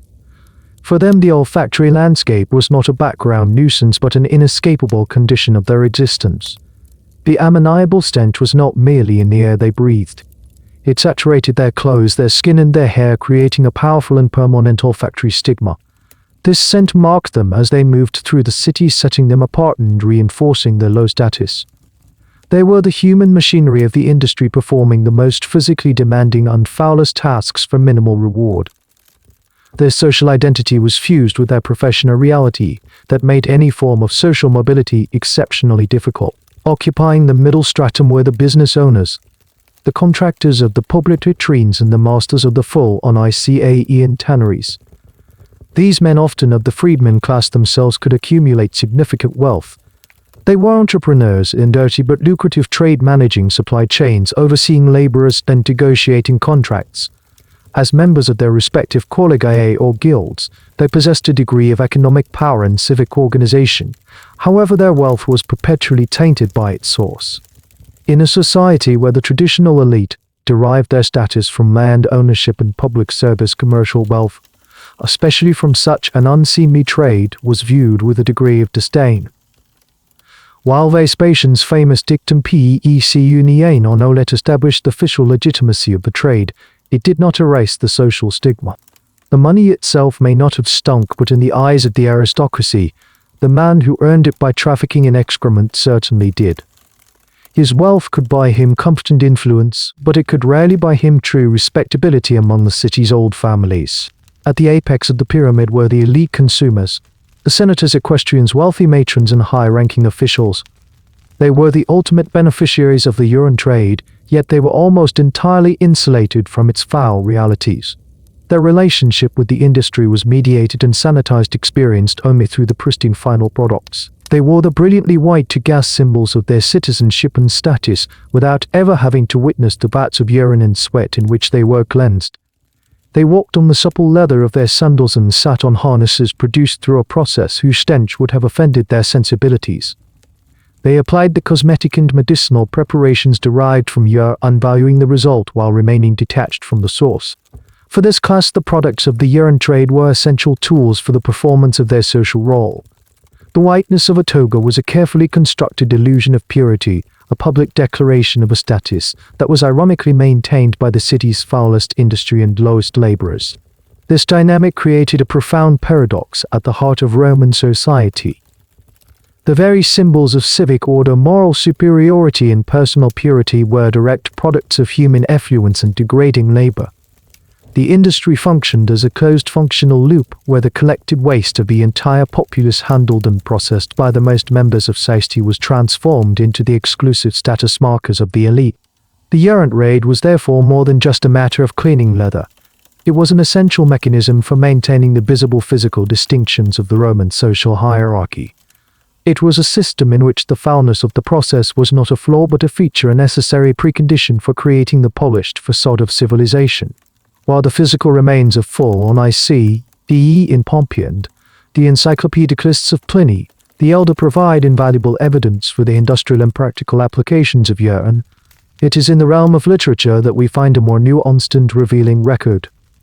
Roman poets and satirists, with their keen eyes for social hypocrisy and human folly, offered a running commentary on these practices. Their works provide a window not into the mechanics of the trade, but into the social attitudes surrounding it.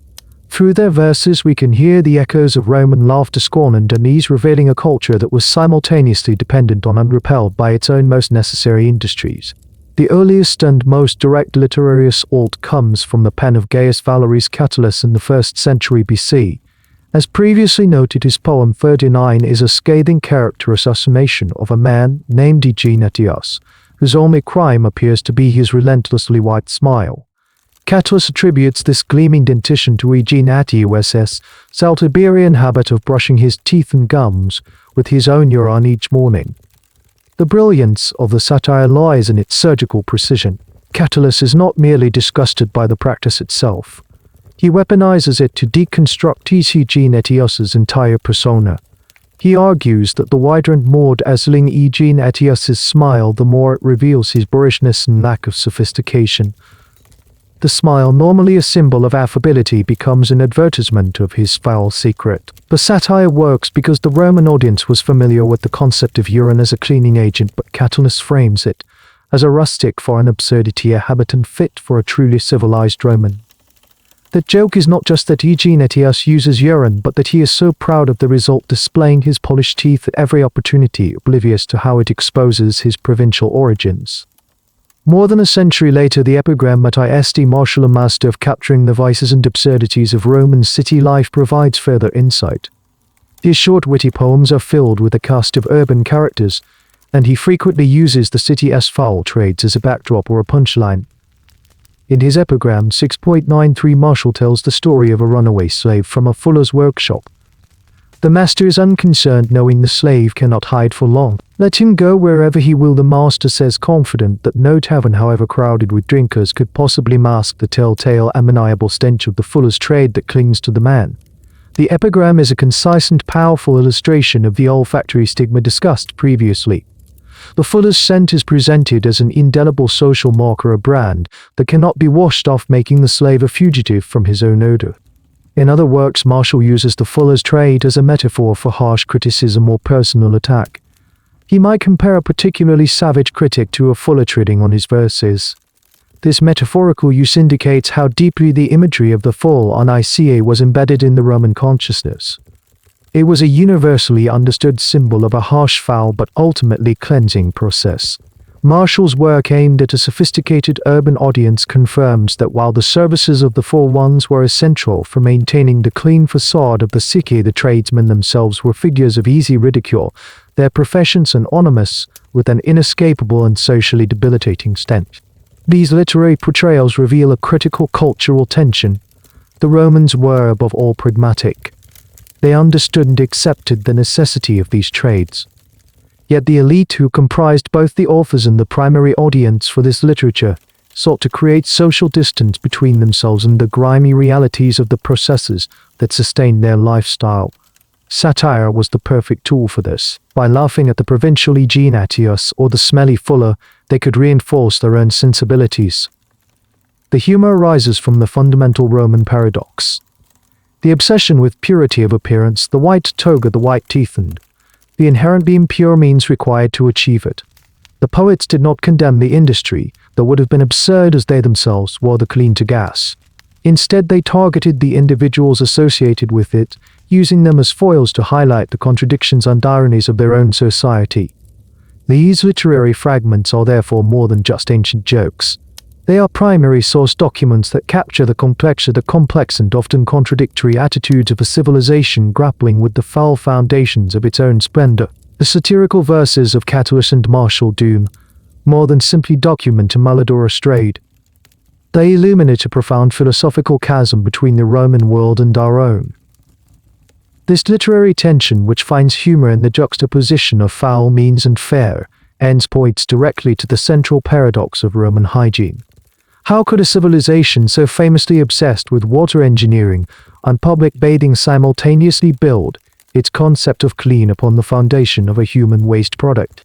The answer lies in the fact that the Roman concept of clean was a fundamentally different construct, one rooted in pragmatism, visual results, and a complete ignorance of the microbial world. To the modern mind, cleanliness is inextricably linked with sanitation and sterility. It is a concept informed by germ theory, defined by the absence of bacteria and viruses, and associated with pleasant artificial scents that signify the removal of invisible threats. The Romans possessed none of this intellectual framework. Their understanding of clean was almost entirely visual, tactile, and functional. An object was clean if it was free from visible dirt stains or grease. A toga was clean if it was brilliantly uniformly white. Leather was clean if it was supple and free of hair and decaying flesh. Cleanliness was not an abstract state of purity, but the successful restoration of an object to its ideal physical appearance and function. From this perspective, aged urine was not a dirty substance. It was a potent chemical tool. It was an agent of transformation, a substance whose observable effects, the dissolution of grease, the lifting of fibers, were the very definition of cleaning. The Romans operated on a simple empirical principle. The agent's nature was irrelevant as long as its application produced a result that aligned with their definition of clean. The foul smell of the lot, was an unfortunate but necessary characteristic of the tool itself, no more contradictory than the harsh smell of a modern industrial solvent. The process was secondary to the outcome. There was no hypocrisy in washing a toga in urine because the end product was a garment that was, by their visual and social standards, immaculately clean. This pragmatic, results-oriented worldview must be squared with the other great symbol of Roman hygiene: the monumental public bath, ashore thermae. These vast complexes, fed by the engineering marvels of the aqueduct, were central to Roman urban life. They were not merely places to wash, but sprawling centers for socializing, exercise, and leisure. The Roman bathing ritual itself, however, was also profoundly different from a modern bath or shower. The primary method of cleaning the body involved not soap, which was known but used infrequently for personal hygiene, but a combination of oil and a specialized tool called a strigil. A Roman would begin their bathing ritual in the polar estuary or exercise yard before entering the heated rooms of the bathish. They would cover their body in oil, which would trap the dirt, sweat, and dead skin cells. After moving through a series of rooms with progressively hotter air to open the pores, the crucial step occurred. Using a strigil, a curved metal scraper, they would methodically scrape the oil and accumulated filth from their skin.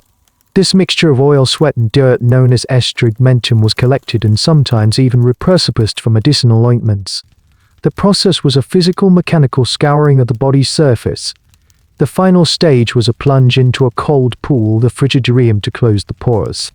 The goal of the Roman bath, therefore, was not sterilization. It was the achievement of a polished, smooth, and invigorated physical state through a process of anointing and scraping. It was about removing the visible layer of grime from the day and achieving a feeling of physical well-being. It was a social and therapeutic ritual, as much as a hygienic one. Herein lies the resolution to the paradox. The Romans did not possess a single universal concept of clean. Instead, they had a situational and highly practical approach. For the industrial cleaning of textiles, a powerful alkaline chemical solvent was required. Aged urine was the most effective and abundant one available. For the cleaning of the human body, a different process of oiling and scraping was deemed most effective. There was no contradiction because the two domains were entirely separate, each with its own set of problems and its own unique effective solution. They were applying the right tool to the right job. The idea of washing a toga with olive oil and a strigil would have been as absurd to them as the idea of scraping their bodies with fermented urine. Their world was not one of contradiction but of compartmentation, near a system where the pursuit of an ideal outcome justified the use of any effective means, however unsettling they may seem to the modern observer. While the Roman framework for cleanliness was internally consistent and pragmatically effective, by its own visual and functional standards it existed in a state of complete ignorance regarding the microbial world. From a modern public health perspective, the widespread industrial-scale use of fermenting human urine in the heart of densely populated urban centers represents a significant and multifaceted sanitation risk. The Romans had mastered the engineering of visible cleanliness, constructing magnificent aqueducts and sewers to wash away physical waste. Yet their most celebrated cleaning agent was in itself a potential bacteriological vector, creating localized hazards that were entirely invisible to them. The primary risk originated at the point of collection. While urine within a healthy person's bladder is relatively sterile, it becomes contaminated the moment it is voided.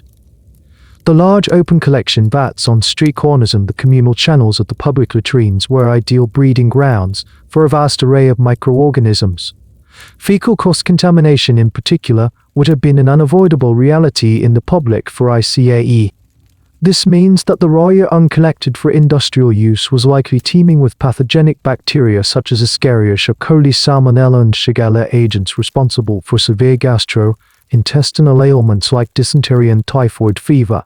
The subsequent fermentation process presents a complex double-edged sword from a sanitation standpoint. On one hand, the conversion of urea into ammonia created a highly alkaline environment with a pH that would be hostile to many forms of bacteria. Ammonia is a known disinfectant, and the high concentration in aged lot IUM would have certainly inhibited the growth of or outright killed a significant portion of the pathogenic microorganisms present in the raw liquid. This unintended antiseptic effect is likely a key reason why the entire system did not lead to more frequent and catastrophic epidemics. The Romans were in effect unknowingly pasteurizing their cleaning agent through a process of controlled chemical change. However, this chemical barrier was far from perfect. It cannot be considered a true sterilant by modern standards. Certain resilient bacterians, particularly bacterial spores, such as those that cause tetanus, can survive in harsh alkaline environments. Furthermore, the vats were open to the air, allowing for constant recontamination from dust, insects, and other environmental sources. Therefore, while the ammonia reduced the overall bacterial load, the vats of fermenting urine within the full-on ICE and tanneries remained reservoirs of potential pathogens. The greatest and most immediate health risk was borne not by the general public or the end consumers but by the workers themselves. The slaves and laborers who spent their days treading cloth knee-deep in these ammonia-tainted solutions were in constant prolonged contact with this hazardous substance. Any small cut, scrape, or dermal abrasion on their feet and legs would have served as a direct entry point for any surviving bacterial, leading to a high incidence of severe skin infections, cellulitis, and ulcers. The constant splashing and agitation of the liquid would have also created an aerosol of fine droplets. Inhaling these aerosolized particulates could have led to chronic respiratory irritation and a greater susceptibility to lung infections. Furthermore, the very existence of these large open-air chemical workshops posed a risk to the surrounding urban environment. An overflow during a heavy rain, a cracked vat, or simple spillage during transport could release this contaminated liquid into the streets and, more dangerously, into the drainage channels that might eventually feed back into the public water sources, such as the Tiber River, from which many of the city's poor drew their water. While the main aqueduct system was generally well protected, the potential for localized contamination of surface and groundwater was significant. Ironically, the final products of this hazardous process were likely quite safe. A finished toga, having been subjected to a powerful ammonia carrying multiple rinses in clean aqueduct water and a final fumigation with sulfur dioxide, would have been bacteriological, sterile by any reasonable measure. A piece of leather, having gone through its own caustic preparations and a long tanning process, would be similarly inert. The danger was not in wearing the clean toga but in the process of its creation. The public health risk was concentrated in the workshops and among the marginalized population who toiled within them, a silent epidemic of occupational disease that would have been entirely misunderstood, its symptoms attributed to poor humors, bad air, or divine displeasure rather than the invisible organisms in the vats before them. The existence of significant public health risks and the pervasive sensory impact of the urine trade necessitated a response from the state. A civilization as highly organized and legalistic as Rome could not allow such a vital yet potentially disruptive industry to operate without some form of oversight. While a single comprehensive urine act did not exist, the Roman state developed a sophisticated and pragmatic regulatory framework to manage this trade. This was achieved not through a centralized ministry of sanitation but through a combination of property law, fiscal policy, and civic administration designed to contain the industry's negative externalities while harnessing its economic power. The most fundamental form of regulation was spatial, the control of location. Roman authorities and indeed public sentiment recognized the need to segregate these malodorous industries from the city's residential, political, and religious heart. While explicit owning laws, as we know them, were not formalized, a de facto system of industrial districting emerged. The placement of a new fullones or tannery would have been subject to the approval of local magistrates, such as the aedles, who were responsible for the upkeep and order of public spaces. Permission would likely be denied for a location near the forum, the grand villas of the Palatine Hill, or major temple complexes. Consequently, these trades were pushed to the city's periphery or to specific less desirable districts like the Transtiberium. This spatial containment was a measure of public order, an attempt to preserve the dignitas of the city's core by quarantining its most offensive, if necessary, activities. The state's legal control began at the source. The grand public latrines, the amphorae, were public property, part of the city's infrastructure. Their operation was typically leased out by the state through the office of the censor, later an imperial curator, to private contractors known as conductors. This leasing arrangement was a powerful regulatory tool. The contract would specify the terms of operation, the maintenance standards, and crucially the rights to the collected waste. The state is the ultimate owner of the facility, and its byproduct was therefore in a position to control the first link in the entire supply chain. It was this legal ownership that provided the justification for levying a tax on the resource when it was sold to the fullones and other tradesmen. This brings us to the most explicit form of regulation, taxation. As established by Vespasian the Vect, urine, it was more than a revenue stream. It was a formal act of state recognition and control. By imposing a tax, the imperial government brought the urine trade into the formal documented economy. The transaction between the latrine contractor and the fuller was no longer an informal arrangement, but a taxable event subject to the scrutiny of the state's official apparatus. Tax collectors, the public would be responsible for assessing and collecting these dues, ensuring that the state received its share. This official oversight served to legitimize the trade while simultaneously providing the government with a lever of control over its scale and profitability. Beyond zoning and taxation, the robust Roman legal system provided avenues for addressing the inevitable conflicts and damages caused by the industry. The principles of private nuisance were well established in Roman law. If a fuller's vat were to leak or overflow, contaminating their neighbor's property or ruining the merchandise of an adjacent shop, the aggrieved party would have legal recourse. They could bring an action for damages acti demi infecti against the owner of the fullones. This legal framework, detailed in the great legal compendia like the Digest of Justinian, placed the onus of responsibility on the business owner to contain their operations. The fear of being sued for damages acted as a powerful incentive for fullones to maintain their facilities and manage their hazardous materials responsibly. Finally, the state regulated the industry by regulating its practitioners. The fullones were organized into a collegium, a professional guild, that was officially recognized and supervised by the state. While these guilds served the interests of their members by setting standards and providing mutual support, they were also instruments of imperial control. The state could impose obligations or monera on the guilds, demanding services or special levies. It also held the guild leadership accountable for the conduct of its members. This system integrated the entire profession into the administrative structure of the city, making the industry and its workers legible and manageable to the authorities. Through this multi-pronged approach, controlling location, owning the source, taxing the transaction, enforcing liability, and supervising, the Roman state effectively managed its foulest industry, transforming a potential source of chaos and disease into a regulated and profitable component of the imperial economy. While the legal statutes, official policies, and administrative oversight of the Roman state provide a structural blueprint of how the urine trade was managed, they remain abstract documents. They tell us of the rules but not the reality. It is in the silent ash-shrouded streets of Pompeii that this abstract framework explodes into three-dimensional tangible evidence. The catastrophic eruption of Mount Vesuvius in 79 AD, a singular human tragedy, was also an unparalleled archaeological miracle. It did not merely destroy the city.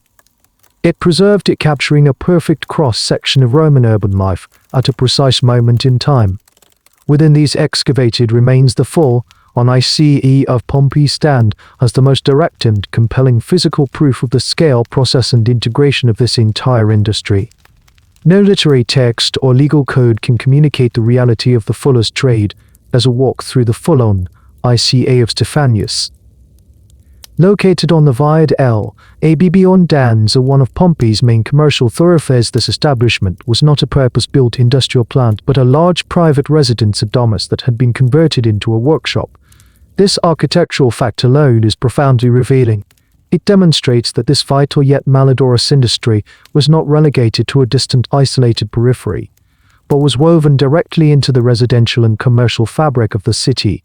The owner Stephanus lived and worked in the very heart of his community.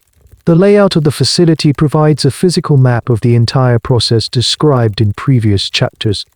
The former atrium, the traditional reception hall of a Roman house, was transformed into the main working area.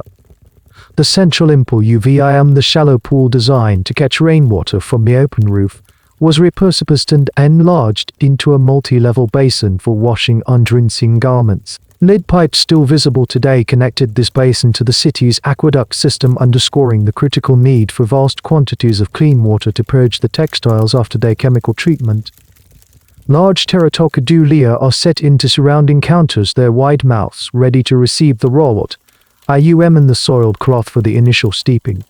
Moving towards the rear of the house in what was once the peristyle or garden courtyard, we find the most iconic feature of the full-on ICA. The trading vats. Here a series of interconnected stone-lined foot-level basins are built in a row. These are the salthouse full-on ICS, the physical stage for the grueling stomping labor that defined the trade. Their small size and cell-like structure would have confined the worker, concentrating the force of their trading. One can stand at the edge of these empty basins and almost hear the rhythmic splash and feel the damp ammoniated air that would have filled this space. In this same area, archaeologists discovered large lead cauldrons with furnaces beneath them, indicating that hot water was also used in the process, likely to accelerate the chemical reactions and improve the scouring of heavily soiled items. The evidence for the final stages of the process is equally vivid. A large vaulted room was likely used for drying, while a massive reconstructed wooden screw press found on site stands as a testament to the final step of finishing the cloth to a smooth, crisp texture. On the upper floor, which would have served as a drying terrace, the faint outline of a wicker frame, the vime eine cave, was found, confirming the practice of sulfuring the cloth to achieve its brilliant whiteness. Even the source of the primary cleaning agent is present. A small chamber near the entrance of the full-on ICA opening onto the street is believed to have housed a collection pot, a local public urinal where passers-by could contribute directly to Stephanus's supply of raw material. Pompeii was a prosperous, mid-sized commercial town, not the imperial capital. The fact that archaeologists have identified more than a dozen full-on ICE within its walls, ranging from small workshops to large-scale operations like that of Stephanus, demonstrates the industry's immense importance to the local economy. The detailed electoral notices or program motto painted on the facade of the full-on ICA of Stephanus, in which the fullers endorse a particular candidate for public office, further confirm their status as an organized and politically active professional group. They were not a hidden, marginalized trade, but a visible and integral part of civic life. The physical evidence from Pompeii provides the ultimate ground truth. It transforms the descriptions of Pliny and the jokes of Martial from mere words into a verifiable reality, allowing us to see in stone and plaster the machinery of an industry that turned the city's waste into the very fabric of its identity. The stark physical evidence from Pompeii confirms the industrial scale of textile processing, but it also raises a crucial logistical question. The Roman world was an agrarian society teeming with livestock. Pliny the Elder and other writers clearly attest to the perceived medicinal and agricultural value of animal urine. Why then did the vast industrial machinery of the Fullones tanneries come to rely so exclusively on a human source for their primary chemical agent? The answer is not one of chemistry, as the fundamental conversion of urea to ammonia is a constant, but one of logistics economics and the fundamental structure of Roman urbanism. The choice was a rational if unspoken calculation of volume, accessibility and cost. The primary and insurmountable advantage of human urine was its sheer scale and concentration. A city like Rome, with a population approaching 1 million inhabitants at its peak, represented a biological resource of unparalleled magnitude. Every day its citizens produced a vast, predictable and geographic raw material. This liquid was generated within the very walls of the city that housed the industries which required it, dramatically simplifying the supply chain. The urban environment itself functioned as a massive, continuously operating production facility for the raw ingredient. In contrast, animal urine, while chemically similar, was a diffuse and logistically challenging resource to collect on an industrial scale. The great herds of cattle, sheep and goats that fed the empire were not stable within the city limits. They were spread across vast rural estates and pastures. To gather their urine in quantities sufficient to supply even a single large Fullones would have required an immense and impractical infrastructure. One would have to devise methods for collecting the waste from thousands of animals scattered across miles of countryside and then transport this heavy, low-value liquid back to the urban centers. The labor and transportation costs associated with such an endeavor would have been astronomically prohibitive. The existing Roman infrastructure was built for humans, and this was the second key factor. The network of public latrines, street corner vats and domestic chamber pots constituted a pre-existing highly efficient collection system. The Romans did not need to build anything new to harvest their primary chemical. They simply had to co-opt the sanitation systems they had already constructed. The 4 ICE were centralized high-volume collection points, and the street vats were a decentralized network that turned every neighborhood into a tributary. No such system existed for animals. While the manure from stabled horses or oxen could be collected with relative ease, capturing their liquid waste separately and on a mass scale was a far more complex proposition. The choice of human urine was therefore the path of least resistance, a pragmatic exploitation of an existing system.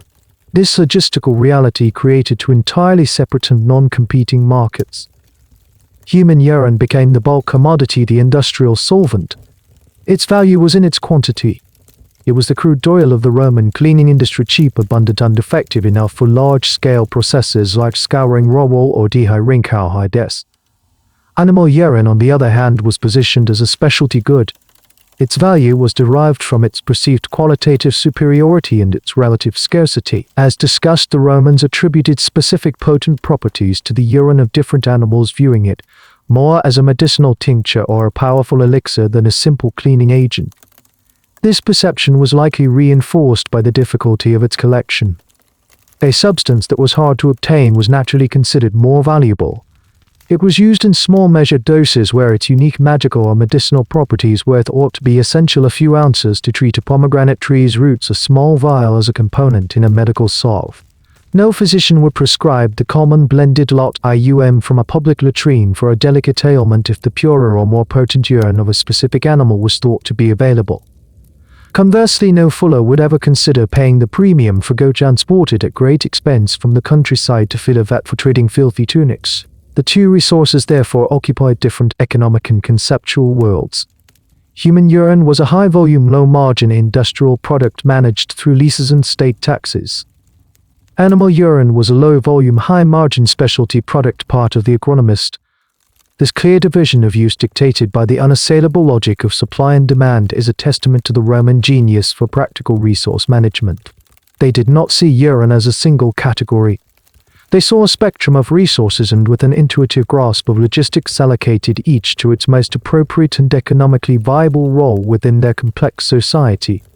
The intricate and malodorous industrial ecosystem built upon fermented urine was not a timeless feature of the ancient world. It was a direct byproduct of a very specific set of historical conditions. The peak of Roman urbanism, demographic density, and infrastructural stability. Its eventual decline and disappearance from the technological landscape of Europe was not a sudden event, nor was it the result of a collective conscious decision to abandon a distasteful practice. Rather, the cessation of this industry was a slow symptomatic decay, a direct and inevitable consequence of the unraveling of the very civilization that had nurtured it. The urine trade did not die. The world that made it possible crumbled around it. This complex industry was a parasite, albeit a symbiotic one, that could only thrive on a large, healthy host organism, the Roman city. It was fundamentally dependent on the unique concentration of resources and systems that characterized the empire at its height. The first and most critical pillar of this system was population. The constant high-volume supply of raw urine was a direct function of urban density. When the Roman Empire entered a long period of demographic decline, beginning with the Antonine Plague in the late 2nd century and accelerating dramatically during the crisis of the 3rd century with its attendant civil wars, famines, and the plague of Cyprian, the cities began to hemorrhage people. As the population of Rome itself dwindled from a peak of over 1 million to a fraction of that number, in the late imperial period, the very source of the industry's lifeblood began to dry up. A smaller, more dispersed population could not generate the necessary volume of raw material to sustain large-scale industrial processing. The second pillar was economic stability and the corresponding structure of demand. The fullones, they were not merely laundries. They were finishers for a massive textile industry, and their most valuable service was producing the brilliant white gas that were the uniform of the ruling class. This demand was a luxury of a stable and prosperous society. As the empire was racked by hyperinflation, political instability, and the breakdown of trade, the wealth of the elite became more precarious. The state, lurching from one crisis to the next, could no longer fund its massive military apparatus with the same consistency, reducing the institutional demand for the vast quantities of leather produced by the tanneries. In a world defined by subsistence and survival, the market for perfectly finished status symbols and industrial-scale military supplies evaporated. However, the most decisive blow was not demographic or economic, but infrastructural. The entire unbased cleaning process was a two-part chemical equation, a caustic alkaline scour followed by a massive thorough rinsing. The second part of this equation was entirely dependent on one of the greatest achievements of Roman civilization: the aqueduct system. These monumental engineering works were the circulatory system of the Roman city, delivering millions of gallons of clean fresh water every day. This water fed the public baths and latrines, enabling the collection of urine at its source. More importantly, it applied the fullones with the enormous volumes needed to purge the foul from the finished textiles. Without this constant high-pressure flow of rinsed water, the entire industry was functionally impossible. The maintenance of the aqueducts required a stable central government with the engineering expertise, the financial resources, and the political will to manage them. As the Western Roman Empire weakened, this capacity vanished. The aqueducts fell into disrepair through neglect. They were also prime strategic targets during the numerous sieges that afflicted Roman cities in the 5th and 6th centuries. When the Goths besieged Rome in 537 AD, their general Viet-Iges made the fateful decision to cut all of the city's major aqueducts. While this act failed to force a quick surrender, it dealt a mortal blow to the ancient urban way of life. The great baths closed forever, the grand latrines ceased to function, and the fountains ran dry. For the few remaining full ones, this was the end. The chemical to love ammonia was useless without the means to wash it away. The decline of the urine rate therefore serves as a precise and poignant marker of civilization collapse. It was a regression to a simpler, more localized state. Cleaning clothes reverted to a domestic chore, using less effective methods like beating fabrics against rocks in a stream and using soap or wood ash. The sharp ammoniacal scent that had defined the industrial quarters of Roman cities for centuries gradually faded from the air. This olfactory sign of progress or improved sanitation, it was the smell of a complex system grinding to a halt, a world whose intricate and interdependent machinery had finally broken down. The collapse of the complex urban infrastructure that supported the Roman urine trade did not eliminate the fundamental human need for clean textiles. Instead, it created a technological vacuum. In the centuries following the disintegration of the Western Roman Empire, The inhabitants of Europe did not invent a revolutionary new cleaning method overnight. They reverted to older, simpler and more resilient technologies that had existed for centuries, often in the shadow of Rome's grand industrial model. The rise of these alternatives was not a story of innovation, but one of adaptation and necessity, a shift from a centralized water-intensive system to a decentralized domestic one better suited to the fragmented and impoverished world of the early Middle Ages. The most significant of these alternatives was soap. The Romans were in fact aware of soap or sopo long before the empire's decline. Pliny the Elder describes it in his Natural History, but he does so in a revealing context. He identifies it as an invention of the Gauls and Germans, who used it not primarily for washing but as a cosmetic pomade to dye their hair red and give it a lustrous sheen. It was made from tallow, animal fat and beechwood ashes, a simple combination of fat and a strong alkali. For the Romans of the High Empire, sopo was a foreign curiosity, a barbarian cosmetic, not a serious competitor to their highly efficient ammonia-based industrial cleaning system. They had little use for it in their full-on ICAE. With the collapse of the urine trade, this once exotic substance was re-evaluated. Its great virtue was its self-sufficiency. The production of soap required no aqueducts, no public latrines, and no complex supply chain. Its two core ingredients, animal fat and wood ash, were available to nearly every household or small community.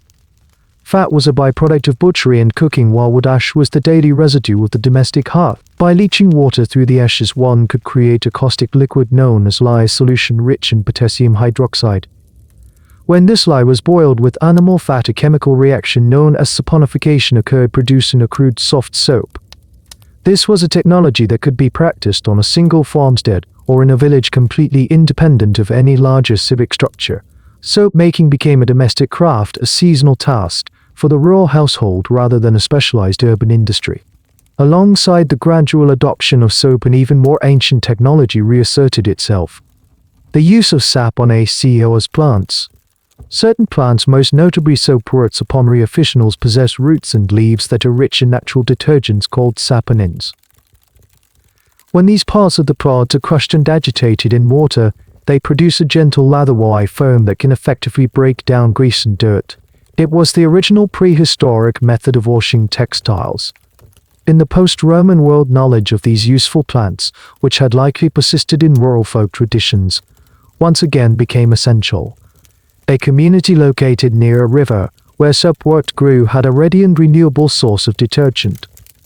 This method was the epitome of localism, tying the act of cleaning directly to the immediate botanical environment. This shift in chemical tools inevitably forced a change in the very definition of clean. The new methods, while effective at removing basic soil, could not replicate the powerful bleaching and scouring effects of the old industrial process. Soap and soapwort could clean a tunic, but they could not restore a toga to the brilliant chalky whiteness achieved by ammonia and sulfur fumigation. As a result, the aesthetic standard of cleanliness shifted. The ideal of a pristine, almost supernatural whiteness, so central to the Roman civic identity, became an unattainable ghost. Cleanliness became a more practical, less symbolic concept. A garment was clean if it was free of mud and obvious stains, not if it met an exacting color standard. The textiles of the early medieval period would have appeared duller, grayer and more homespun to a Roman eye, a direct reflection of the humbler technologies used to maintain them. The technological regression was mirrored by an aesthetic one. The age of ammonia was over, and with it the age of the perfect white toga. The future of cleaning would be local, domestic and a shade of grey. The ascendancy of simpler, decentralized cleaning methods like soap and soapwort explains what replaced the Roman industrial model.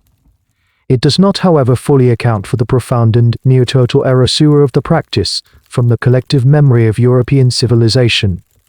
The decline was not merely a technological substitution, it was a comprehensive cultural amnesia.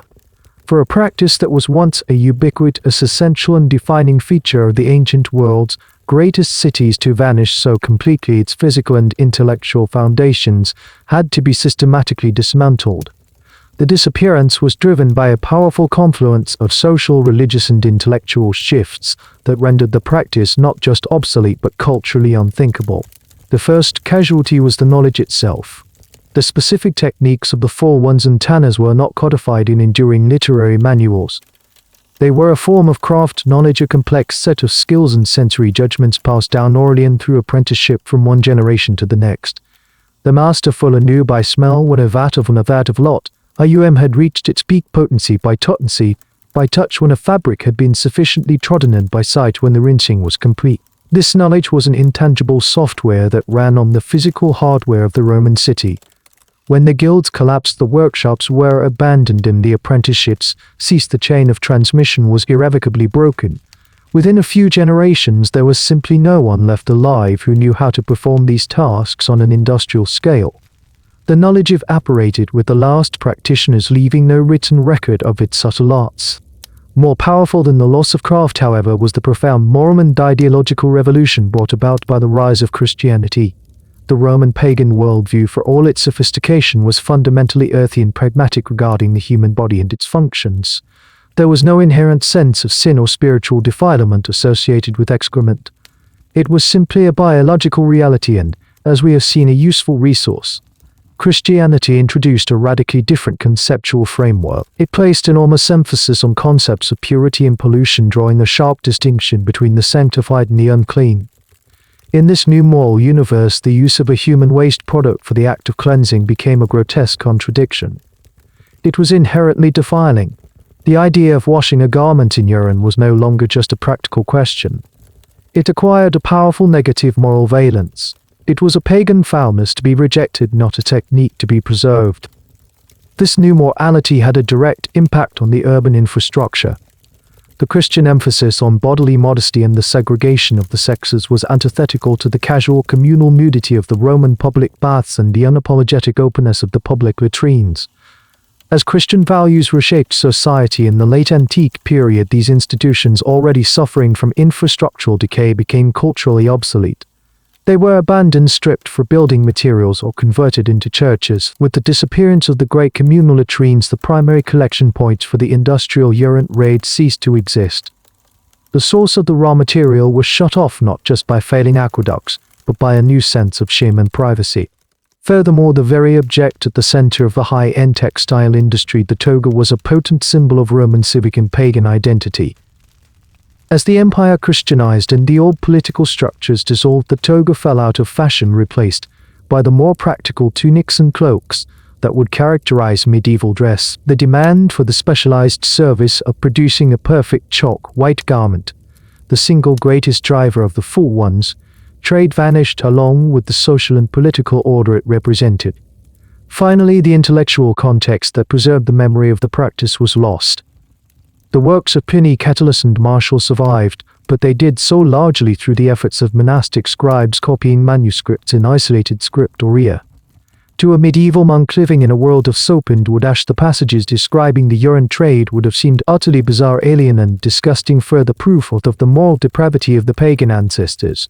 The practical context was gone. The words were copied, but their real-world meaning was incomprehensible. The practice was thus relegated from a remembered technology to a strange and sordid literary curiosity, a footnote in the history of a fallen world. This combination of lost knowledge, moral repudiation, and intellectual discontinuity created a cultural chasm, ensuring that the once vital industry did not just decline, but was actively thoroughly forgotten for over 1,000 years. To conclude this examination is to confront the chasm between our perception and their reality. The entire narrative of the Roman urine trade, when viewed through a modern lens, is filtered through an almost insurmountable wall of disgust. Our visceral reaction is immediate, powerful, and instinctual. Yet this very reaction is a historical artifact in itself, a product of knowledge and sensibilities that were entirely alien to the Roman mind. To truly understand this practice, we must set aside our own deeply ingrained definitions of purity and filth and attempt to see the world through their pragmatic, empirical, and pre-microbial eyes. For the Romans, this was not a matter of choice between a clean and a dirty method. It was a choice between an effective method and an ineffective one. In a world devoid of synthetic detergents and industrial chemistry, aged urine was not merely an option. It was for many applications the only option.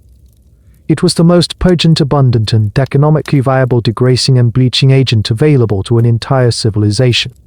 Their reliance upon it was not a sign of a depraved or bizarre cultural quirk, but a testament to their profound resourcefulness, their ability to observe a natural chemical process and scale it up to an industrial level to meet the demands of a complex urban society. The Roman concept of clean was, as we have explored, defined by the end result. A toga was clean because it was visibly white, not because it was sterile. The process was judged by its outcome, and by that measure the full ones were masters of their craft. There was no perceived contradiction in using a waste product to achieve a state of pristine appearance, because the category of waste was not a fixed moral state but a temporary functional one.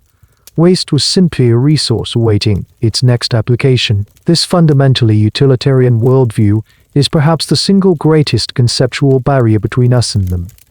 Our modern lives are built upon a vast invisible infrastructure of chemical engineering that provides us with an arsenal of specialized, pleasantly scented and pre-packaged solutions for every conceivable cleaning task. This technological luxury affords us the ability to be highly selective and sentimental about our cleaning agents. The Romans had no such luxury. Therefore, the story of the urine trade is not ultimately about a strange Roman habit. It is a profound case study in how technology, or the lack thereof, shapes the very bedrock of a society's values, aesthetics, and sense of propriety. Our modern revulsion is a privilege born from the scientific revolution and the germ theory of disease knowledge that allows us to perceive a threat in urine that the Romans could not. They operated with the data available to them, and that data clearly showed that urine worked. The practice did not disappear because humanity suddenly became more enlightened or refined. It disappeared because the complex urban world that made it necessary collapsed and was eventually replaced by a new world with new, more convenient chemical tools. The Roman choice was simply the most logical one available in their time, a stark reminder that necessity is the true and often unsettling mother of invention. So we close the ledgers on the full ones and their pungent trade. The vats are empty now, and the sharp scent of ammonia has long since faded from the air, replaced by the silence of centuries. But the story is not truly about the substance itself. It is about the scaffolding of convenience and knowledge that supports our own reality. We stand on a high platform built by science engineering and an abundance of resources, and from this vantage point we judge the path. But what happens when that platform is removed? What unthinkable solutions would we in our turn embrace out of sheer unyielding necessity? The Roman reliance on this foul liquid is a mirror. It reflects not their strangeness but our own fragility. It shows us that the line between what we call civilized and what we call barbaric is not a fixed wall of immutable principle but a shifting, permeable membrane drawn by the limits of our technology and the depth of our need. The practices of the past were not failures of morality but triumphs of survival using the only tools at hand. The article is over, but the memory of their actions should serve as a mirror to our own souls. Do you like what you see?